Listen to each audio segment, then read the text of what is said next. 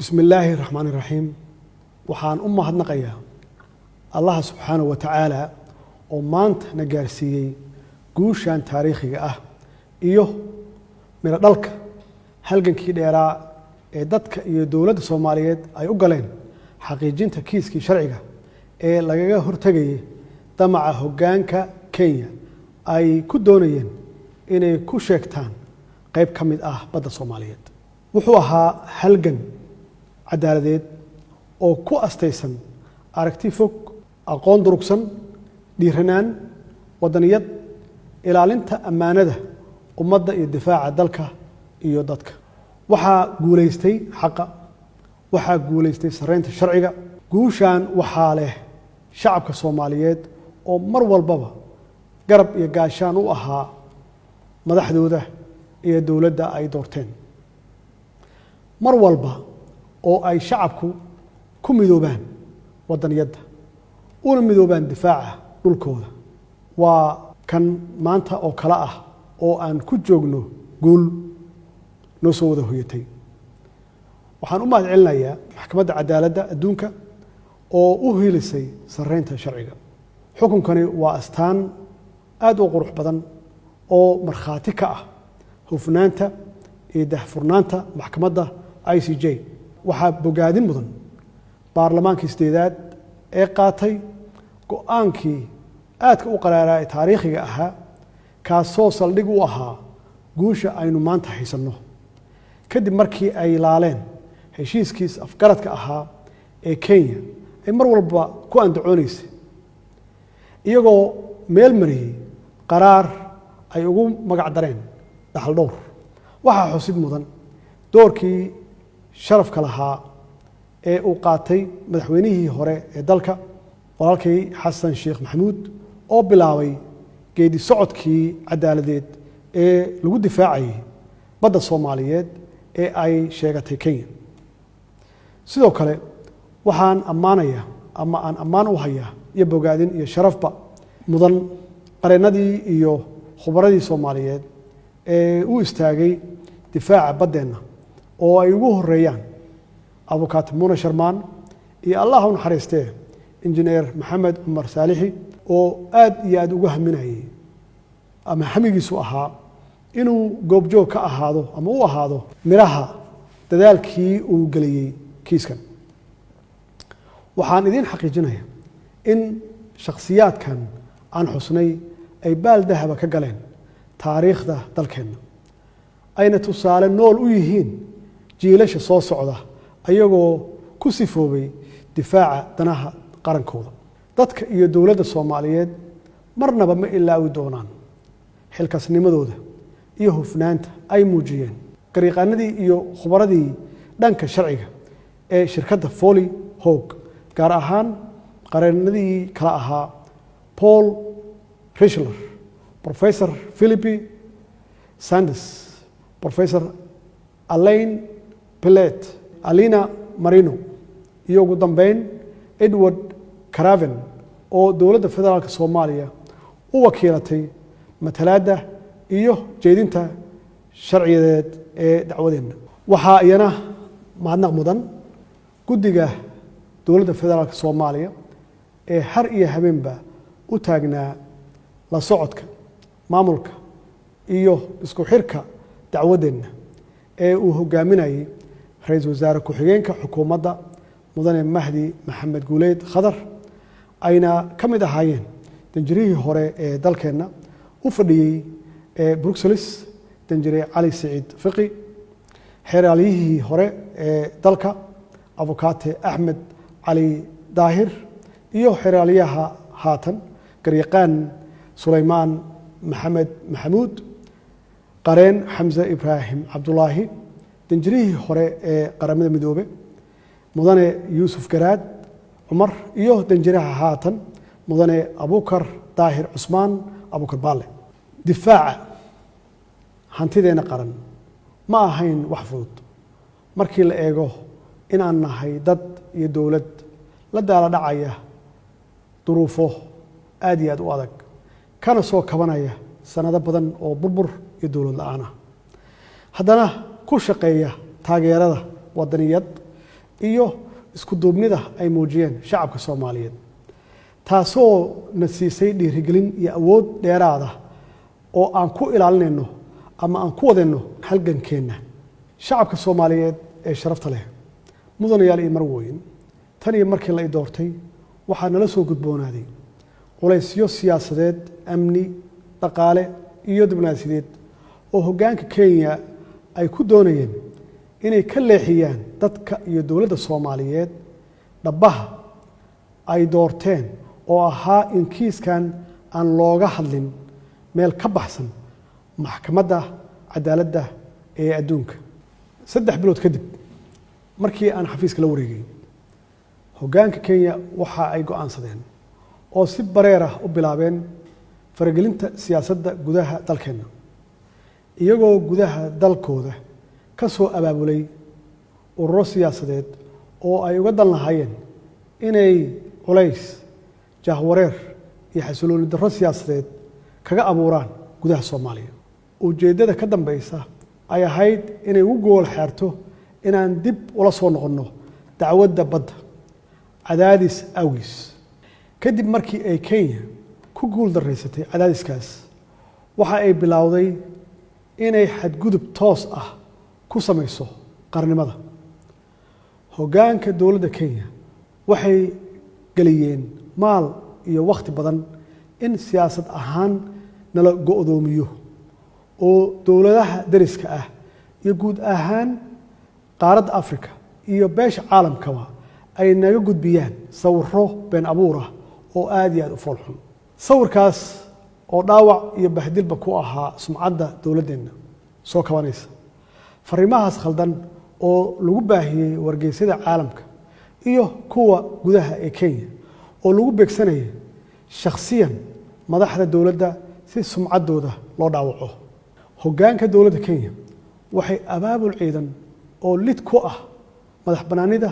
iyo danaha shacabka Soomaaliyeed ay ku fulisay duqeymo dhulka iyo cirka ah oo aan loo meeldayin dhibaatadaas oo galaaftay naf iyo maalba muwaadiniin Soomaaliyeed oo birmageeda ah waxaa sidoo kale xusid mudan ama la xusi karaa burburka loo geystay magaalooyin iyo xarumaha shirkadaha isgaarsiinta Soomaaliyeed ee ku teedsan xuduudaha labada dal Kenya waxay qaaday tallaabooyin ugub ku ah curfiga siyaasadeed iyo diblomaasiyadeed ee dalalka gobolka ayadoo isku dayday in la curyaamiyo dhaqaalaha dalkeena kadib markii ay olole xoogan ka bilowday xarunta qaramada midoobay kaasi ujeedkiisu ahaa in Soomaaliya lagu soo rogo qaraarka tirsigiisu yahay 1267 oo ay Kenya uga dan lahayd inay ku xayirto kulana wareegto hantida ganacsada Soomaaliyeed iyadoo lagu suntayo argagixisnimo xukuumadda Kenya waxay qaaday jid kasta oo ay ku carqaladeynayso habsami u socodka dacwadda badda isla markaasna ay ku doonayso in qol mugdi ah loogu xalaaleeyo baddeena iyadoo ka dhex bilowday ururada heer gobol heer qaaradeed iyo heer caalami ah hagardaamooyin lagaga been sheegayo dowladnimada Soomaaliyeed iyo halgankii xaqa ahaa ee aynu ugu jirnay difaaca baddeena annagoo u marayna dhabaha cadaaladda iyo xaqsoorka ee ay dunidoo dhan ku midaysan tahay kadib markii aan ka dhagaadegnay cadaadiskaas caalamiga ah wuxuu hoggaanka Kenya bilaabay inuu toos u fargeliyo qaar ka mid ah dowlad goboleedyada dalka iyagoo afduubtay hanaanka doorashada Jubbaland arrinkaas oo ay ka biyadiideen ama ay ka gilgisheen guud ahaan shacabka Soomaaliyeed gaar ahaan waxgaradka aqoon-yahanka iyo siyaasiyiinta deegaankaas waxaanu garowsanay in tallaabooyinkaas guraacan ee ka dhanka ah madax banaanida Soomaaliya ay u qaateen madaxda Kenya si madaxda Soomaaliyeed ay u fuliyaan danahooda iyo damacooda ku wajahan boobka badda Soomaaliyeed iyaga oo marar badan si aan gabasho lahayn noogu xaqiijiyey inay si buuxda noogala shaqayn doonaan ama noogala shaqaynayaan hagaajinta xiriirka wada shaqaynta ee ka dhaxeeya dowladda federaalka iyo dowlad goboleedka Jubbaland haddii aan ka tanaasulno dacwada badda. shacabka Soomaaliyeed ee sharafta leh, mudanayaal iyo marwooyin, waxaan u dhaaranay inaan ilaalino ammaanada aan u qaadnay shacabka Soomaaliyeed. damiirkeenana marnaba nama siinayo inaan dhaxalka jiilasha soo socda ku bedelano dana shakhsi ah ama dana siyaasadeed ama mid dhaqaale iyo mid kursi oo madaxleedkiisa uu kooban yahay. waxaanu door bidnay inaan marnaba aynan qaadan gunnimo dharag leh, aanu ka dooranno gobonimo gaajo leh. tallaabo kasta oo aan qaadnay iyo go'aan kasta oo aan gaarnay waxaa halbeeg u ahaa ilaalinta qabka Soomaaliyeed, qaranimada Soomaaliyeed, midnimada Soomaaliyeed iyo sharafka dadka iyo dalka Soomaaliyeed. shacabka Soomaaliyeed ee sharafta leh, waxaa maragma doonta ah in cadaadiska iyo fargelinta qaawan ee hoggaanka Kenya aysan ku koobnayn dowlad goboleedyada dalka oo kaliya, balse waxa ay marar badan si bareera isugu dayeen inay khilaafaad ka dhex abuuraan hoggaanka dalka. dowladda federaalka Soomaaliya iyadoo ixtiraamaysa shuruucda iyo heshiisyada caalamiga ah waxay caddeynaysaa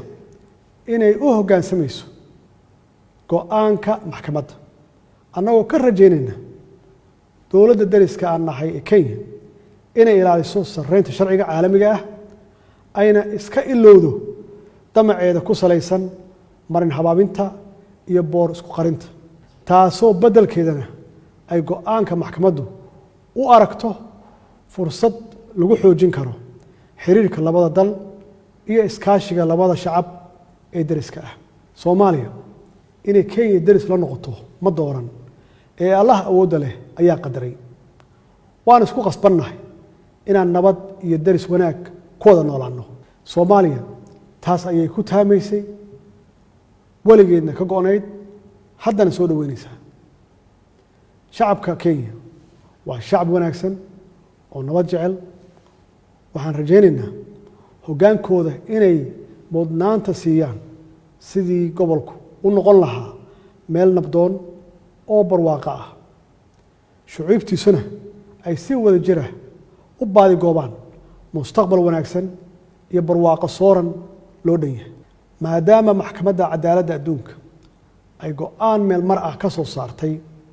qadiyaddii xudunta u ahayd khilaafka labada dal, waxay dowladda federaalka Soomaaliya ay xoojinaysaa ama adkeynaysaa nabad ku wada noolaanshaha iyo wax wada qabsiga labada dal iyo labada dad, iyadoo meel looga soo wada jeesan karo ama looga soo wada jeesanayo argagixisada duulaanka ku ah xasiloonida iyo amniga gobolka. shacabka Soomaaliyeed ee sharafta leh, mudanayaal iyo marwooyin, waxaan uga mahad celinayaa dhammaan dadka Soomaaliyeed sidii geesinimada iyo hagar la'aanta lahayd ay u garab istaageen dowladdooda muddadii ay socotay dacwadu, iyagoo aan u kala harin difaaca qadiyaddan. guushani ma aha mid u soo hoyatay cid gaar ah, mana kala laha muxaafid iyo mucaarad, mana aha libin ay leeyihiin shakhsiyaad kooban, balse waa guul ka dhaxaysa dhammaan ummadda Soomaaliyeed meel kasta ay joogaan. waana guul dhaxal reeb u noqon doonta jiilka soo socda. waxaan rabaa inaan fursaddan qaaliga aan uga faa'iidaysto inaan ku dhiirigeliyo siyaasiyiinta walaalaheenna ah inay muujiyaan midnimo, isku duubni iyo in si wada jir ah looga shaqeeyo ilaalinta danaha guud ee qarankeena leeyahay, annaga oo meel iska dhigayna danaha shakhsiga ah iyo aragtiyada kala duwan ee aan ka leenahay siyaasadda. Soomaaliya ha guulaysato, Soomaaliya ha waarto, wabilaahi tawfiiq.